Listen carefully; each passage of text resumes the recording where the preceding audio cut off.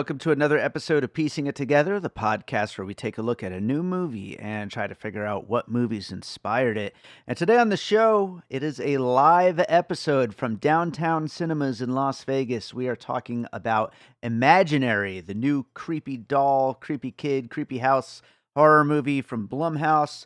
And joining me for this live conversation over there at Downtown Cinemas, I had Tom Devlin, Knik Woods, and Jimmie Gonzalez. We had a great time talking about this one, and that is coming up here in a second. Before we get to it, I do want to remind you, as always, to make sure you are subscribed to Piecing It Together wherever it is that you listen to podcasts, because we have a lot of episodes on the way, and you want to find out about those as soon as they come up.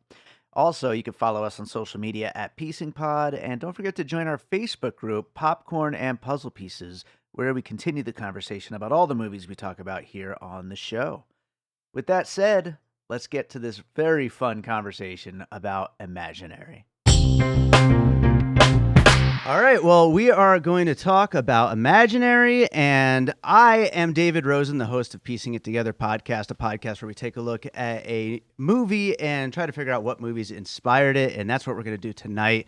So, first of all, thank you to Downtown Cinemas for having us here. It was fun getting to watch the movie with everybody here, but let's get to our panel, and then we'll get into the movie, but starting off with Jimmie Gonzalez right here. Jimmie, introduce yourself.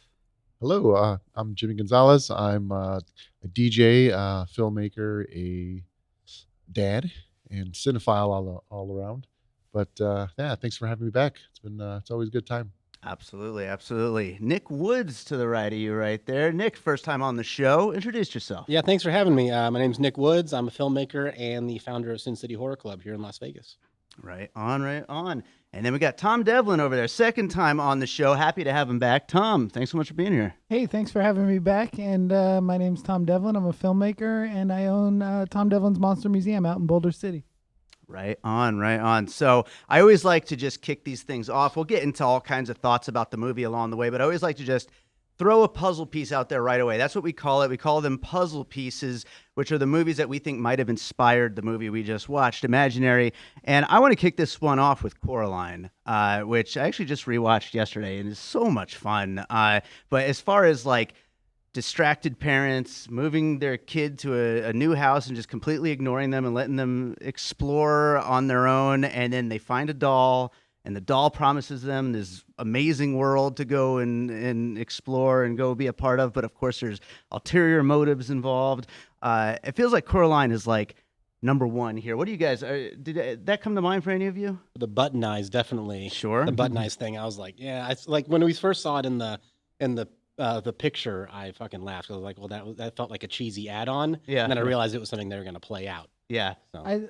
I think we said from our seats, we're like, man, this is just Coraline. And then the button eyes showed up immediately, and I was like, there it is. Yeah.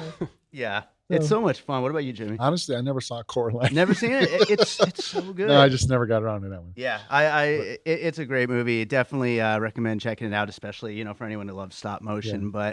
But with that said, I do want to kind of throw over to you first, Tom, because when I first asked you to be on this episode, I hadn't yet seen your film, Teddy Told Me To. So now you've seen the finale. Yeah. And you see the art design that was totally in this movie. Well, it's funny because like I was thinking when I invited you on, I was like, Teddy Told Me To is going to be like a puzzle piece here. I mean, it's based on just like the whole concept. But honestly, I almost feel like Tom Devlin's Monster Museum is more a puzzle piece. Like, this whole movie turns into a whole haunt situation. It felt like a haunted house in the end, Yeah. but the specific like bedroom layer with the spinning bear lights and the hand kid drawn walls. Like my movie Teddy Told Me To is a slasher film, and it's not much like this at all. Right. Yeah. Perhaps the backstory that's not told was similar, but it's not like this. But there's one room setup that it was undeniably like, God, that's the same. Who else thought about spinning bear lights and hand drawn? Teddy told me to do this. All the there's stuff on my walls that you don't see because the movie's moving so fast, but it says like "kill your brother" and little things. And actually, my children painted those walls when they were nice 5 and 8. Like, to get them started young. Yeah. It's all like weird handprints, and it looked just like that bedroom like identical. funny. That's And when I that- saw that- that, I was like, "Oh, Blumhouse, you're watching. yeah, You've been that was watching Tubi, haven't you, Blumhouse?" that was the standout was the set design in there. Actually, I really loved it. I thought I loved like the checker floors and stuff, and a lot of it looked like a lot of it looked like I got some good Labyrinth, sets. Labyrinth because of the MC Escher stuff. Oh, sure. And also Leviathan from Hellraiser, Hellbound. Yes, I thought Hellraiser yeah. Because too, the hallways that are all like they're all like on like spokes on a wheel almost. Mhm. Like they're all so adjacent. Yeah. That's totally out of Hellraiser. Yeah, Hellraiser was going to be one of mine too. Let's just make that your first puzzle piece there, Nick, because I think it's a great one, and especially with these demons wanting them to bring them stuff to promise them whatever. But Hellraiser is a great. And the one. rooms are all different Yeah. types of like deceptions and stuff. Yeah. And Hellraiser 2, that's like the whole second and third act of the movie. So Absolutely, right on. Well, Jimmy, let's go to your first piece. What do you got? Well, for me, the obvious was just child's play. I mean, Uh-huh. just to have the whole element with the imaginary friend and stuff. And I'm glad it didn't kind of go down that same route because I was like, don't tell me they're going to do that. So it was a really good, a little bit of a twist in there. I don't want to give it away here for someone who hasn't seen it yet, but can we give stuff away in this? Let's Let's just spoil the fuck out of it. It's Yeah. okay. We put the spoiler warning at the. well, yeah, it's beginning. like I'm Good glad deal. it just didn't turn out to be the same old. Like I really like how they turned it on to the mother who's she was seeing things as well. So, just child's play is the first thing that came to mind until a story took a little turn. Yeah, no, absolutely. I think, anytime you're talking, and I mean, maybe other killer dolls will come up in this conversation, but anytime a killer doll comes up, you kind of got to go to Child's Play. And I think it's a definite inspiration on everything because we're getting a lot of killer dolls over the last 10 years. And especially Blumhouse. I'm actually kind of surprised that they even took the route again of another doll, child theme film, like with Megan and all that kind of stuff. But I guess it seems to work for them. It makes money. They keep That's going. why. So, I mean, we're obviously recording this opening night. Who knows if this is going to make money, but they generally do. So, but Tom, let's go to another piece over there. I mean, the opening scene, and maybe it's a red herring, but kind of sets up the pace for the movie, is Nightmare on Elm Street. Yeah. They moved on to Elm Street, and when they were moving into the new house. It was Springwood, right? It said Springwood, Louisiana on the license plate. thing. You're right. And then the starts with the dream sequence, just like Nightmare on Elm Street. Yeah. My buddy pointed out when there's actual claw marks in the house, shit's really happening for real, and similar to Nightmare on Elm Street. And her name's Alice. That's the Dream Warrior, Dream Master. Right. Damn, that's a lot of Nightmare on Yeah, Elm it's Street. pretty. That's It's good, pretty. yeah. I mean, it's produced by Ryan Turek, right? Right. The artist formerly known as Ryan Rotten, who's a huge Elm Street fan. Mm. So I would imagine that stuff was not on accident. Yeah. Yeah. And even the house looked like the Elm Street house. We were waiting at the end for the mom to get whisked out the window, because it's got the green overhang roof and Definitely the pillars. cinematography and the camera work was definitely Nightmare 3, especially, I thought. Yeah. With Alice, yeah. Yeah. I mean, we do get the Blumhouse, like everything is super dark, but otherwise, yeah. I mean, when the scenes are visible, you can see some of that for sure, But yeah, I love Nightmare on Elm Street as a piece here. That's perfect pull. I will go to. I'm going to talk about that twist. We do put the spoiler alert at the top of the show, but when it is revealed that nobody else sees the doll, I mean, that was like a Kaiser Sose moment here. This is I'm going Usual Suspects, just getting away from horror for a second. Nice, that was it was inspired. Let's just say that. Like that could not work at all. But I thought it actually really worked well, and I think I would I say love that bit. I thought it was a great twist. Yeah, it was a and great in the twist. middle of the movie too. Yeah. You don't typically get a twist like that in the middle of the film. That's usually something you wait for like the back end of the second act or exactly. Yeah. Yeah, it kind of totally snapped me back explained in. why the bear could move under the bed sheets without, Yeah, totally explain that. Yeah. Well, and also when the trailer for this first came out, like the idea of an imaginary friend horror movie, but it's a bear. It was like, well, you're not supposed to see an imaginary friend, and so I think that's in all of our heads going into this movie that it doesn't really make sense. Well, they even mention it in the movie several times. They're like, "Is it imaginary if it's real?" Yeah. and they just kind of blow past it. you Yeah, know? exactly. And then the reveal comes and it's like, oh yeah, we were right. That's not an imaginary friend if you could see the thing. So yeah, I just I wanted to throw that one in there, get away from horror for a second. But Jimmy, we'll go to you next. What do you got next? To dig a little deeper into my love of Italian horror, definitely some House by the Cemetery. If you guys are familiar with that one, that's the one where, I mean, it's basically the basement. Like every time they went down the stairway, the way they lit it and shot it, it was very reminiscent of Lucio Fulci's House by the Cemetery.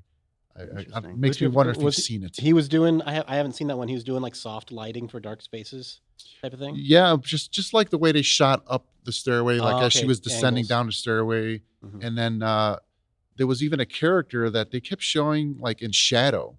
There was the shadow character they weren't showing in the beginning of it, and that was a lot too of the actual monster in the basement in House by the Cemetery. Oh, cool. Okay, I haven't seen that one either, but yeah, I mean, as far as a lot of like fun use of lighting and whatnot, especially when we get in that basement and then get into the Did dream you, world. both you horror guys, just say you haven't seen House by the Cemetery? I know. I feel like it. I feel like it recently had a revival though. Like, But yeah. if you Like, lived it's in recently a gotten a lot video of store attention. when you were a child, that cover, I mean, that is I don't even really love Italian horror, but that's a good movie. I'll be the first to admit that I don't watch every horror movie. Sometimes I watch stuff over and over again. Yeah, Well, I shamelessly will just do that because it's what I want to watch. So. Yeah. Well, a lot of Fulci stuff. He did feature some kids, and just the way that they were going after the kid scares in those films. It reminded me of like another thing Turek probably might have put in his head. Yeah, for sure. Well, Nick, let's go to you next. Man, I got so many. So I really have you guys seen the movie Magic with Anthony Hopkins? Oh yeah. Right With on. the ventriloquist, like the moment where in Magic where he like he's like you realizes you have to speak for him and he has this like freak out. Like I immediately was thinking about that movie when she was speaking for him, and then when we saw that she wasn't actually talking, I was like, okay, this is very reflective of those scenes where they're cutting back and forth between the dummy and Anthony Hopkins. Yeah. So I thought a lot of the cuts and the way that all that was shot and framed was really reminiscent of them. Yeah, that's a really good one, and yeah, that was a great laugh. That moment where like is your kid like taking up a new hobby? Yeah. Yes. Yeah, this movie's a bit of a mixed bag, but like that was a really great moment. That was funny. Yeah, that's Yeah. cool. Yeah. I thought it was just the absurdity of the lines and of what was going on. I It's like, loved my her God. turn, like It she's was good. crying and she's turning to her and she's not saying anything. You're like, oh shit, I love that moment. Like, Yeah. I don't know. I thought that was fucking great. Yeah. No, that was a really I good think moment. Betty Buckley, she knew what she was doing with this film. She's like, okay, this is absurd, and I'm going to help take you there. Yeah, she knew exactly what was happening in this thing. So, Tom, let's go to you next. I would take It from Pennywise. Mhm. You got the spider monster at the end, obviously, and the dead eyes with the light up eyeballs, and you can see all the worlds in there. And I honestly think this. Me and my buddies kind of mentioned this while we're watching it. Like, did they just ask AI to write a movie with all the most successful child scares? And they took because like I wouldn't be literally surprised. like you have That's where we're at. I mean, we said Coraline. You got the whole Tim Burton universe in there. You got It, which is the kids' movie. You got a little bit of Little Monsters, a little bit of Monsters Inc. You got. I mean, there's so The much. Monsters Inc. There's thing, a I definitely million got that. Yeah. things that are like I have an 11-year-old. I think this movie was made for the movies that she wants to write. And Yeah, they were really going after that. What would scare kids, and I mean, what kids think are cool. You know, like But I mean, was this PG-13? Was it? Yeah, I Was would say so. I mean, Okay. they don't really show anything. It could except have the been pool of blood. PG. Well, yeah, because Yeah. I mean, if anything, I'd really be surprised or curious on what a child would think of this film. Well, speaking of that, I'm just going to jump right into another puzzle piece here, and I know it, obviously is the same producers, but Five Nights at Freddy's, I think, is a part of. You can't not include that on this list here Yeah. The because same tone. Yeah. it's so. I mean, I don't know about you guys. I'm too old for it, so I don't know anything about like that whole phenomenon. But like, it is freaking huge, and it's. my kids love it, and I took them to see it opening day, and like I left, and I read all this stuff online from my peers that are like, "This movie's trash. How is everybody like Five Nights at Freddy's?" Because you're not 11, dude. Like that movie is made for an 11-year-old. Exactly. Yeah. And I feel like this hits a tween level, It's fun, but I would love to watch this with my kids, but I won't watch it again. But I liked it. Yeah. You know, I messed up my boys because I mean, even though they're 17, they wanted to see Five Nights at Freddy's, or they were looking forward to it, I should say, and they were disappointed. But that's because I've shown them every Friday the 13th and every Halloween. Now they're seeing how like not scary these things are. They've seen all the. But Italian they probably would have horror. loved, that too. but they that's what I'm saying. Like if I would have showed my kids this film when they were like 6 or 7, which now we're showing them things, they probably would have loved it. Yeah. So I think this really should be marketed more towards younger kids. Yeah. You know, I don't see that so far in the advertisements and stuff. It seems like it's kind of still for like teenagers. Yeah, I felt watching the trailer. I felt like it was marketed to adults. Yeah, and it's kind of strange. I don't know. Yeah, I definitely feel like this is an under 15. 15 or under. You know. I mean, if it is, I mean, we might be about to see a huge weekend with this thing, you know. And I think maybe, I mean, spring break's about to hit for the schools. Yeah. Like this, I think this movie could do well with young people. You know? Yeah. And I think it's fun for them. Man, the Coraline stuff is like, that is just, they love that crap. Yeah. And the hallways and the weird rooms, Yeah. like that's that Five Nights, the checkerboard floor, very Five Nights at Freddy's. Yeah. Will there be a Chauncey the Bear at Hot Topic this I was summer? just going to ask if this is. Oh, 100%. I bet you, and every Spirit Halloween. Yeah. You know. Well, that's another thing of Blumhouse. Like, okay, what can we do to market? You know, like what's going to be the hot toy, or what can we get out of this? Like merchandising. Is totally, it's totally part of it. So, but it's been part of that since like the 80s, Freddy. slashers and stuff. Yeah, absolutely. Yeah. How many Selling hockey talking- masks have been fucking sold? Selling You know? talking molester dolls. well, it's to little definitely kids. it was definitely in the boardroom in discussion when they came out with this one. Oh yeah, Yeah. for sure. Well, I think we could do one more round, don't you? There's a lot of stuff There's we could so talk many. about. There's so Jimmy, let's go many. back to Well, you. I had we talked about Alice in Wonderland again, but that was definitely a Sure. piece for me. Everything. It was just obvious with the character name, but and like I said, I was happy that when it got to that twist and it got towards the nearing the end when we started to see all that come alive.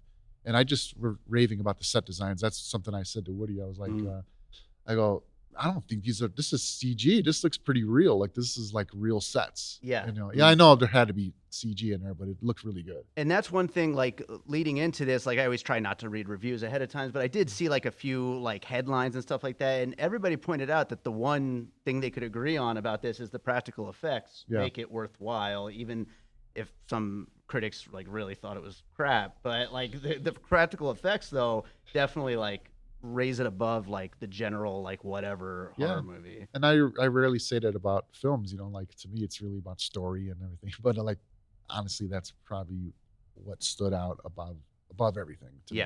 Yeah, for sure. So they deserve their props, is the props people. I mean the set design people. There you go. Nick, what about you? I just thought there were a lot of moments that were shot for shot. The changeling with the ball bouncing down the stairs, Blair Witch Project with the kids standing in the corner.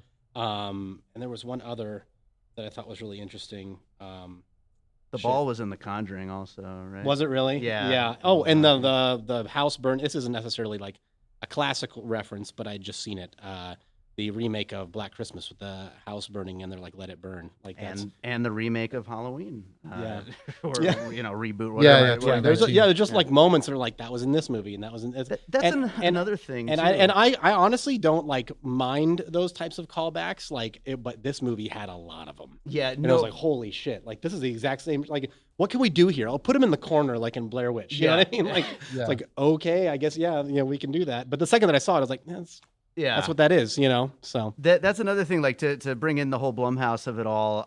All of these Blumhouse reboots lately, the Exorcist one that we did the live show on, the Halloween, they all have the protagonist who wrote a book about the phenomenon that happened in the original movie. So there was no original imaginary, but they had it anyway. So, you know. I mean, there are archetypes that aren't just horror movie archetypes. They're like mythological archetypes that are thousands of years old, with the old person being the prophet or having prophetic writings and that type of stuff. That's something that's been going on for thousands of years. Yeah. So you can't just like put it on horror movies, but yes, it does crop up in horror movies a lot. In Blumhouse specific, yeah. That's like one of their. You know, they got the checklist of things we have to include.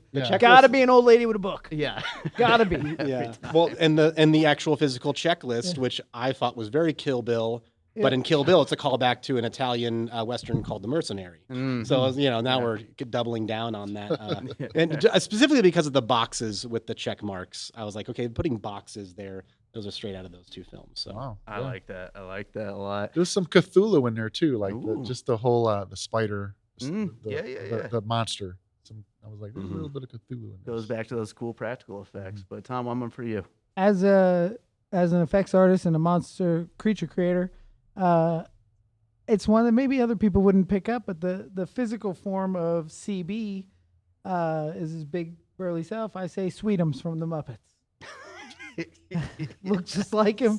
which one is Sweetums? He's a big dude he's the only Muppet in a full body suit that's like, and he's like a big hairy guy. It definitely looked like him.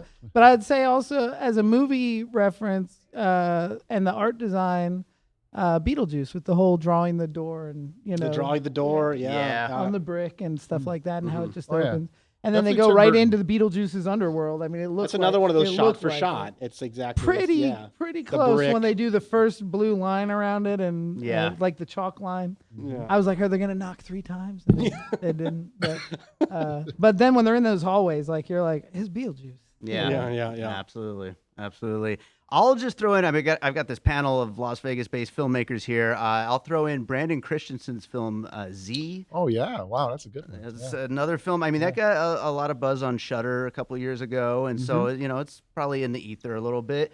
And as far as like creepy kid movies go, and the kid talking to himself, and the parents seeing all that going on and not sure what to expect, and then using camera tricks to amp up the creepiness. So. Well, I thought The Shining then. I was like, okay, here we go. Oh, I Yeah, saw Shining. I saw Inspired the Shining. hell too. out of Anyone Yeah. else get Poltergeist because of the Oh, child, the 100%. medium, Yes. and then they go into another like sphere and then come back? I was Yeah, expecting them to do a lot more with when they brought in the psychiatrist lady or whatever, and like that. I thought a Poltergeist. She was gonna clear the house. Yeah, I thought it was gonna be. I'm like, please don't. So it's funny how they do all these callbacks, but then I'm like, don't go there, and then they don't. I'm like, oh, good. Yeah. So I didn't want to fool it. What as a I was callback. worried about with this film, I know we're not criticizing it, but what I was worried about with this film is like, are they going to do a Dead Silence where like they're marketing the doll, but then the doll never moves or like on its own, or like and they don't really utilize. I fucking hated it when they do that shit. It's like do something with the thing. It doesn't have to be shot for like the exact thing as like Child's Play, but let's see the freaking doll move. But we did, and I was like, okay, thank God. We're I got getting some of that. another one too. It was a good scare. Is the one in the hallway with the boy when it was moving, and that was pretty cool. Like the way it was creeping up, and then another callback to Italian horror. They did it grew and got bigger, like in Shock. I'm like, that was cool. If you remember in Shock, the scare in the hallway there. That's cool. Which they also did in Annabelle. Yes, where she like ran and then went to a full size adult, whatever. I don't know. It's a great jump scare that. You're not came out of expecting Shock. it either. Yeah. That's But good. that was a pretty Absolutely. good scare in the hallway there. It was, it was really well pulled off there. But let's open it to the floor and see if we got any puzzle pieces out here. And I do have prizes for anybody who throws one out. Well, for the first like 4 or 5, I forget how many. They sent me these hats, little bear hats. So you're gonna get one of those. But I see one right up there. Did anybody mention The Boy? 2016, The boy. I was thinking about that. Good one. I immediately thought of that when the mom was in the house, right? In case we didn't hear it, he's talking about the boy, Brahms, right? But when the mom was in the house, I was like, my first thought was, there's someone in the house that's making the bear do shit. Right. That was my first fucking thought. could've So been yeah, good. I Yeah. totally went there. Absolutely. Also, stuff in the walls, right? Wasn't that a big part of the boy? Yeah, Or there's maybe the second one? the boy Yeah. is actually a guy that's like living in the Oh, the walls first of the one. house. Yeah, Yeah. like in Spoiler People Under the Stairs or whatever. Yeah. So there you go. That's a great one. Anybody else here got one? We got one right up here. Nightmare on Elm Street was mentioned earlier, but specifically Part 5. The whole end is at Escher Labyrinth. The little girl looks like Jacob when he turns evil. Okay. And her catch line before she stabs is, "You can't have her," which is like exact like line. Those are legit callbacks. Yeah, I'm those trying are to, I haven't straight seen up- 5 in forever. There's so many Yeah, a Nightmare lot of on Elm Nightmare. Street pulls. The Oh, ones that it's- we brought up, the ones that you just brought Wow. up. There's a ton. Which one is 5? That's Dream Child, is Dream it? Child. Dream Child. Child. Where Okay. Freddy's trying to take a child Yeah. into his world. Yeah. Right on.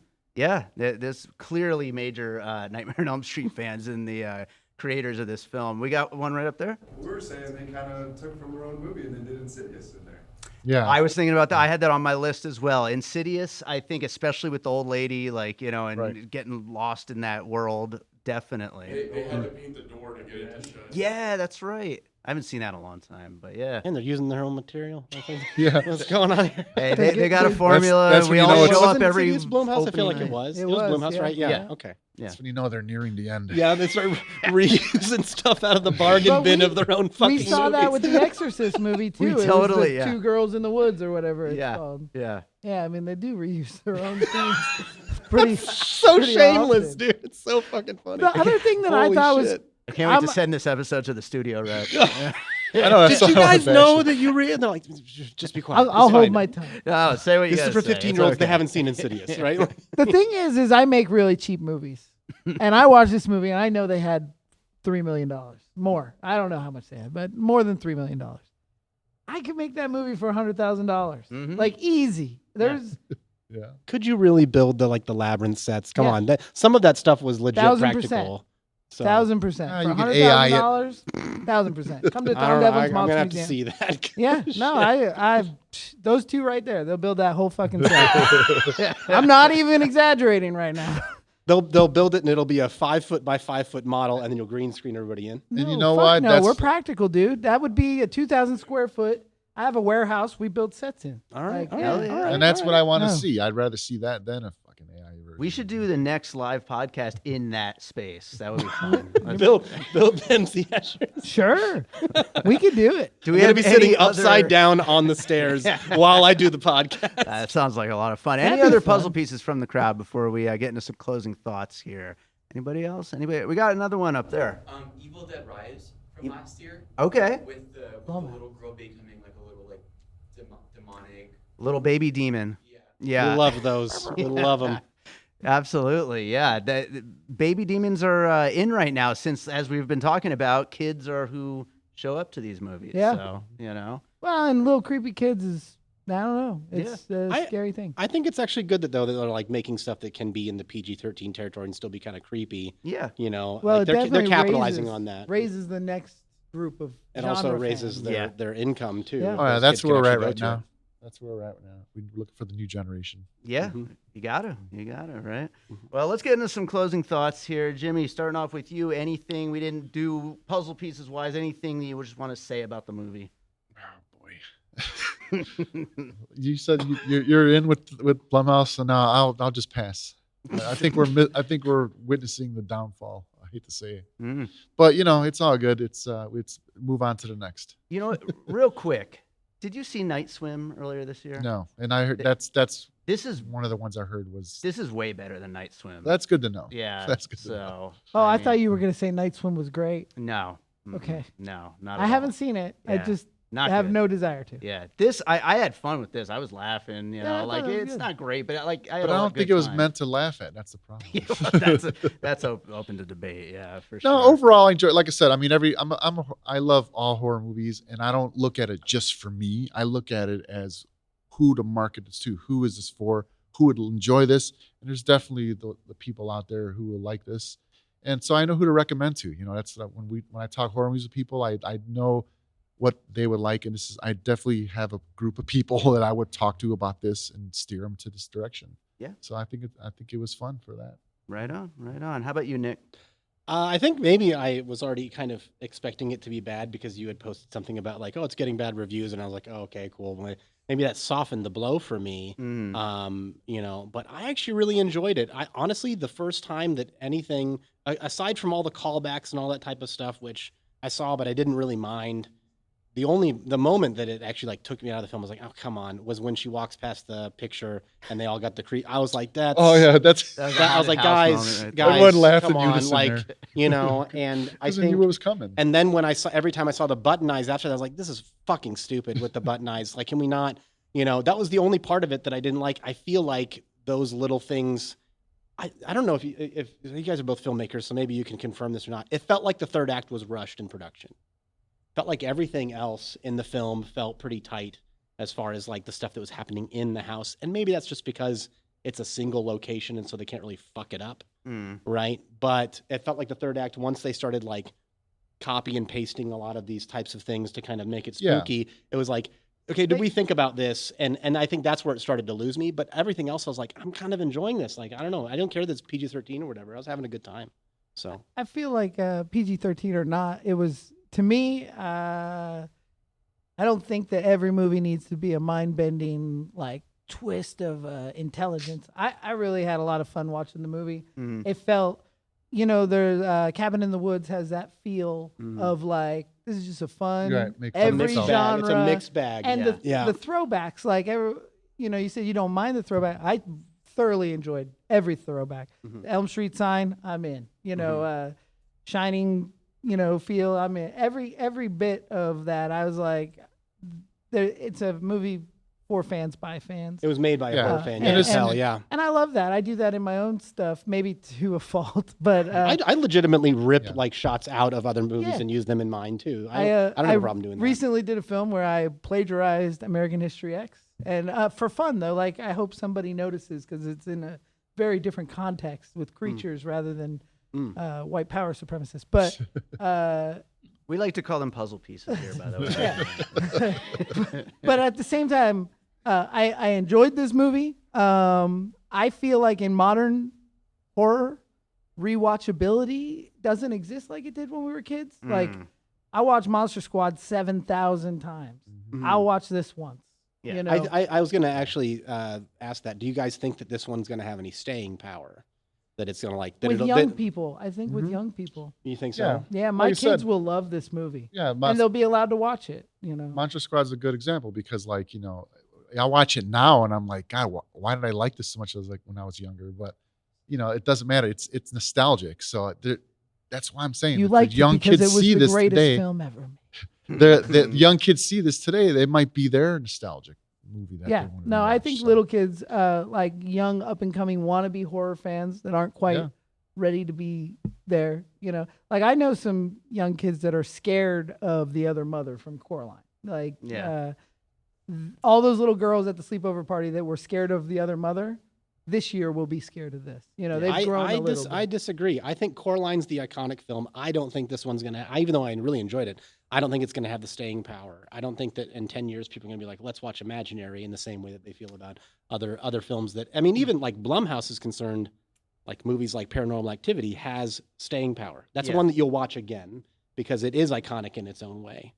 I honestly, even though I liked this movie a lot, I think in 10 years people will be like, what was that movie with that bear? I feel like that's going to be the reaction to it. And maybe they'll pick it up again, but I don't think it has the iconic staying I don't power think it was of the good films. enough to do another one, so hopefully they don't do a sequel. Well, that remains to be seen. But no, I You think, don't want 50 more callbacks to films that you love? I think to wrap this up, like to me, the main thing about this movie, and this doesn't always happen with these podcasts, with talking about what movies might have inspired. But I mean, look at how many we were able to talk about in this. I think This is hopefully- the movie for this podcast. Yeah, I know. Seriously, Yeah. I hope this is like something that teaches kids what some really cool horror movies to go back to is. It's just a shame they don't have a physical disc to put in and listen to a commentary where the filmmakers can tell them Yeah. what they were doing here. Yeah, And that's wow. that's a bummer. That is a bummer, and that is something that we should talk about on a lot of podcasts, honestly. But let's wrap it up there. Jimmie, tell people where they can find you. Yeah, well, right now we're taking a little hiatus over at Nightmare Cafe, but I am the resident DJ there. I've been DJing there for over a year now. Every Thursday we do horror trivia and bingo. Taking a little break this month. We're getting back into it in April, so you can catch me there most Thursdays, and then starting up again soon. And I'm also on. You can find me on Instagram mainly at SpaceToonz. That's SpaceToonz. Also, my channel on YouTube is where I do all my video mixes. In a nutshell, basically, I'm a video DJ. I take a mashup of a soundtrack and a film, and that's what I spin and play over at Nightmare. But also, all those videos are on my YouTube channel, which is at SpaceToonz. It's actually called SpaceToonz Cinemix on YouTube, so you could find me there. You should get those glowing eyes that the thing was wearing at the end of the movie here while you're DJing. That would be pretty cool. I like those eyes. Those are pretty sweet, right? How about you, Nick? My name's Knik Woods, spelled Knik. Filmmaker here in Las Vegas, and you can find me on Instagram, Ghost Chaser Productions, Ghost Chaser Nick, or you can follow Sin City Horror Club Sin City Horror Club does. We're just a group that's trying to build community in the horror scene here in Las Vegas, get everybody connected. There's a lot of really cool people that like the same shit, and somehow they don't know each other. So we're trying to bring all those people together. We do a screening monthly at Millennium Fandom Bar called Vintage Horror Screenings, VHS, where we show old horror films on VHS. So, yeah. And this is coming out here soon, right? This podcast, yeah. So we will be showing Hellbound, Hellraiser 2 on the 20th of March. Hell yeah. Tom, how about you? So, Tom Devlin, I own the Monster Museum out in Boulder City, which is right outside of Las Vegas. So if you're visiting Las Vegas or you live here and you've never been, come out to the Monster Museum, check it out. It's changing all the time. We try to update and change it and keep it interesting so locals come back. And then also one of my films, Teddy Told Me To, is streaming right now on Tubi. You can watch it for free, and it's amazing how much watching that movie on Tubi does for the filmmaker. So, you know, if you're going to sleep at night, just throw on Teddy Told Me To and go to bed, because those commercials are worth it. Yeah, there you go. Since you brought up Tubi, I forgot my film, The Red Man, is finally up on Tubi, so you can check it out over there. Very cool. The Red Man. Absolutely. Well, I just wanted to thank Downtown Cinemas again for having us here. We'll be back here soon. We haven't announced the dates for back here, but we will be over at Maya Cinemas on March 28th for Godzilla X Kong, and then on April 18th for Abigail. But keep an eye out on piecingpod.com. We'll have all of the upcoming live shows we'll be doing. So thank you, everybody at home listening, and thank you, everyone here in the theater, for coming out for this movie and podcast. Woo.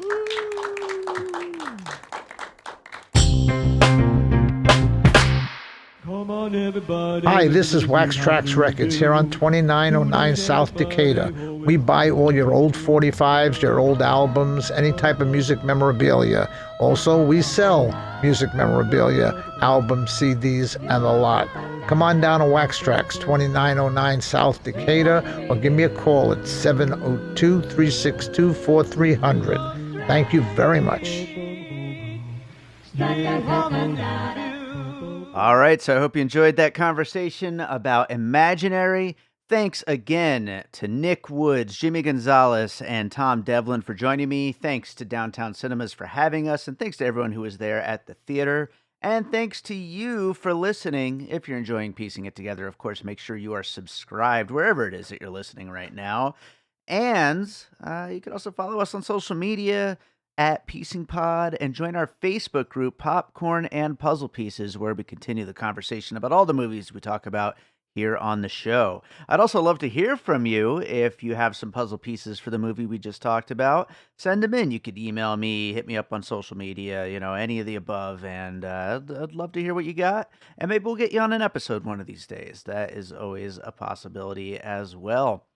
So I do also want to let you know that we do have a Patreon, the Produced by David Rosen Patreon, where I post bonus and advanced content from Piecing It Together, from Awesome Movie Year, and from my music career. Lots of great stuff over there. So check it out if you want to support the show. It is patreon.com/bydavidrosen. Of course, I just want you to be out there and continue listening, continue getting involved, all that. Share the show, hit like on the posts, all that stuff. But if you want to support the show in that way, that is very much appreciated as well. So let's close this out with a piece of music. And I played this before on other creepy kid type movies, but you kind of got to. It's a perfect fit. I did music for a creepy doll movie years ago called Heidi. I believe it's on Tubi. We talked about Tubi during the conversation, so another shout out for Tubi. If it's not on Tubi, it's on Amazon, but it's definitely available. And this is a piece of music that's kind of the theme song for the film Heidi. It's called Playtime. It's also available as a single on all of the streaming services, Spotify, Apple Music. But I hope you enjoy it. And you can check out Heidi on, like I said, Tubi or Amazon. And we'll be back with more Piecing It Together real soon.